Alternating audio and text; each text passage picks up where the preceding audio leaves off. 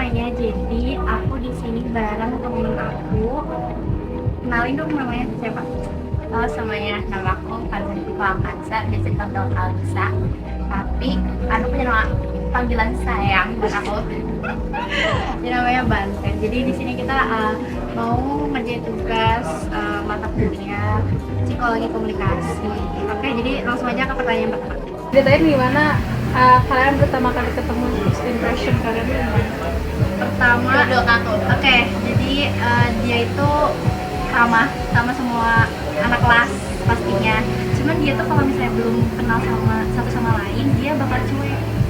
Jadi apa sih, jutek gitu ya. Kalian kalau misalnya pertama kali Karena ngeliat nggak orang, kenal, kenapa iya jutek gitu. Cuman lama-lama dia sama super friendly.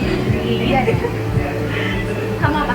Kalau dia, jujur aku nggak, kita udah sekelas dari kelas 7, cuman waktu yang nggak sadar ada dia, maksudnya kayak aku sebodo amat itu sama Kita masih awal-awal iya, ya sih, kelas iya, 7 tuh. benar. Terus sampai akhirnya, oh nggak, waktu awal tuh dia punya temen sendiri, aku punya temen sendiri, kita masih masing-masing. Aku juga tahu temen dia waktu itu.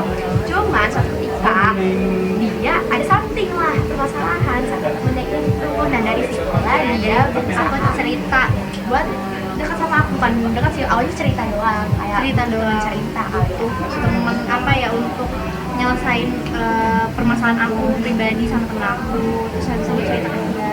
Ya, terus ya udah dari situ juga kita awalnya kita punya, kita sama-sama ditinggal waktu itu Iya. sama orang tua kita, jadi Lagi situ makin haji, deket, terus makin apa sih, Tahu kita banyak tahu kesamaan. kayak kita sama-sama anak pertama. Iya. Pertama tuh kita anak pertama, terus habis itu kita ditinggalkan sama orang tua. Kita sama-sama suka ati ampela yang ada di ayam, karena waktu itu iya paha atas, karena waktu itu tuh orang-orang nggak suka, terus kita yang sama-sama ngebela orang kayak enggak menurut kita enak, kadang kita masih suka orang lain kita apa sih namanya, rebutan di makanan catering tuh, catering, karena aku catering terus dia bekal. Jadi kalau misalnya di catering ada ayam yang ada kayak at kecilnya, terus dia kayak ih mau dong, terus nanti kalau pas dia bekal aku mau dong, jadi kita saling berebutan. Jadi dia kita dari awal mulanya banyak kesamaan juga, dari awal gua bisa dekatnya dia gitu. Bagaimana komunikasi kalian selama ini, atau gimana sih hubungan antar persona antara kalian? Bener sih, kita kalau bisa sampai sekarang sering komunikasi dengan baik, sering komunikasi. Karena kebetulan karena kita sekarang kan udah beda kampus, sama kampus cuma beda jurusan, jadi setiap hari masih sering kayak live update gimana gitu. Jadi masih lebih, sebenarnya dulu lebih jarang. Iya, dulu lebih jarang karena ya nggak tahu ya, Masih dalam satu lingkup, kan pas sekarang kan udah beda cerita. jadi kita saling membaikan. Jadi komunikasinya tuh terjaga banget ya, begitu terjaga.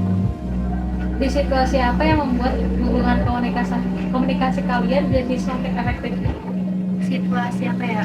Kalau misalnya Semakin efektif. iya, kalau kita lagi punya masalah nggak sih?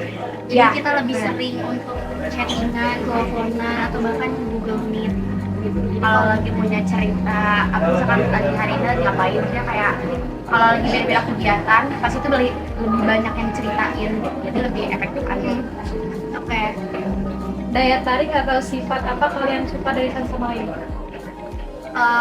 Kalau aku sendiri, dia tuh bisa jadi temen yang menenangkan pikiran, perasaan orang, yaitu poin plus. Terus habis itu dia apa ya?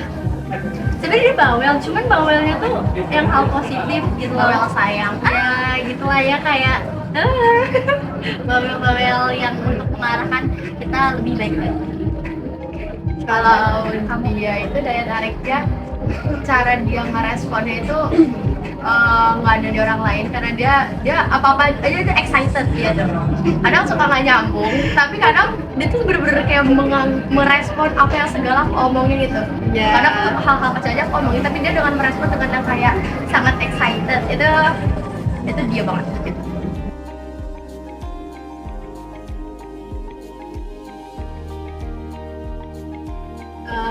Jadi konflik apa ya yang besar kali ya untuk komunikasi kita dari kelas 8. Jadi kelas 8 tuh kayak kita punya masalah pribadi, tapi kita juga sama ngobrolin sama temen kita masing-masing. Terus habis itu pas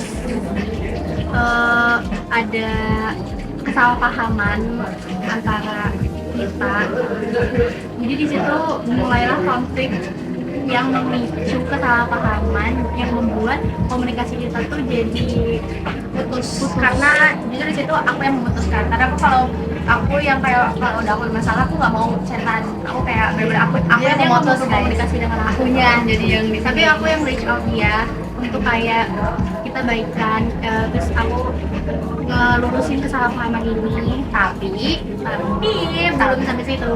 Ya jujur ini panjang banget, maksudnya kayak permasalahan kita tuh cukup waktu itu kompleks, karena di situ karena akunya kekeh, jadi akunya kayak dia udah berusaha merencanakan aku, tapi aku yang kayak masih berusaha apa sih gak jelas, malah bisa semakin ya aku kalah dengan ego aku masih kayak kemakan ego aku, jadi pas dia reach aku kayak masih tutup mata, tutup telinga, aku bodo amat sama apa yang diomongin. Dia menutup komunikasi dengan aku gitu. Ya, itu panjang banget sih, itu sampai berapa lama kali ya.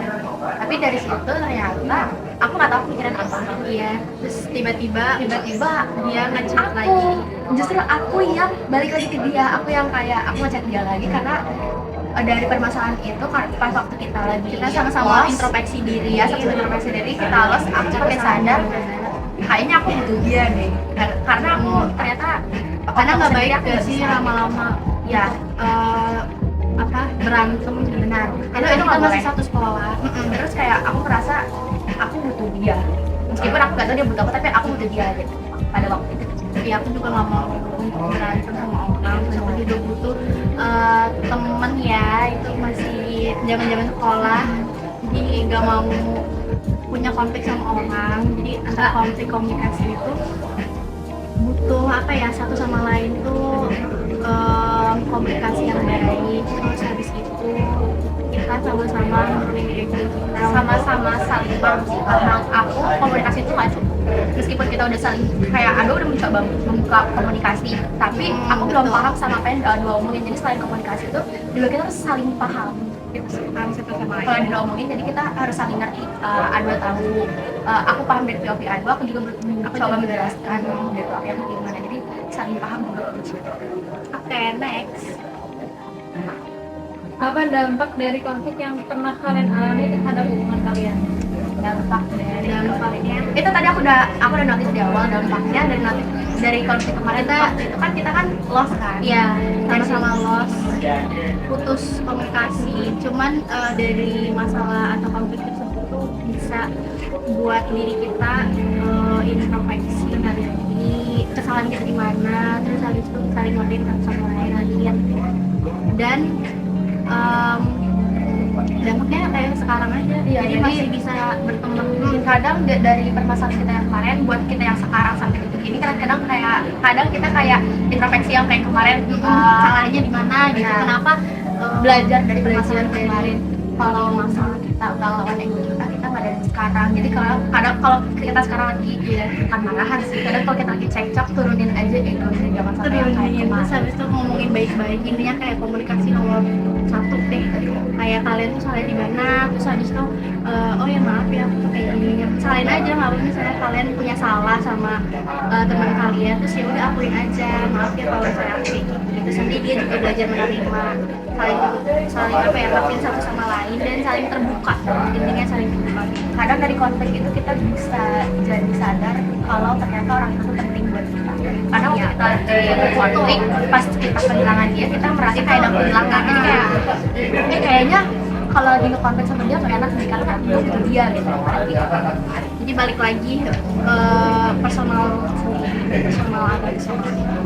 Oke, jadi kesimpulan dari konflik antar persona yang udah aku pelajari itu, pertama pastinya komunikasi itu penting banget untuk kita menjalin hubungan satu sama lain, sama orang lain, orang tua, teman, sahabat, dan juga orang-orang yang kalian belum kenal gitu. Itu komunikasi itu penting banget.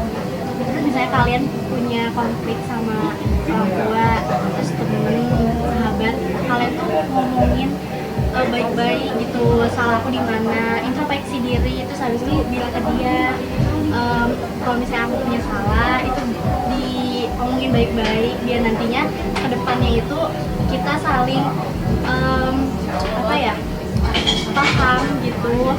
Kita tuh punya masalah sendiri dalam diri kita sendiri, biar kita ke orang lain atau ke yang lainnya juga nggak melakukan hal yang sama untuk menjadikan konflik lebih besar lagi. Terus kamu ada ini nggak masukan atau apa tambahan kali ya? Iya, tambahan. Jadi kalau menurut aku selain komunikasi kita udah saling tahu dari POV aku kayak gimana, POV dia kayak gimana, nggak lengkap kalau tanpa pemahaman. Jadi kita harus saling, kalau udah saling komunikasi kita harus saling ngerti apa maksud dia. Jadi harus komunikasi sama harus saling ngerti, itu penting juga, itu harus saling dukung. Itu combination. Oke, sekian dari kita. Wassalamualaikum warahmatullahi wabarakatuh.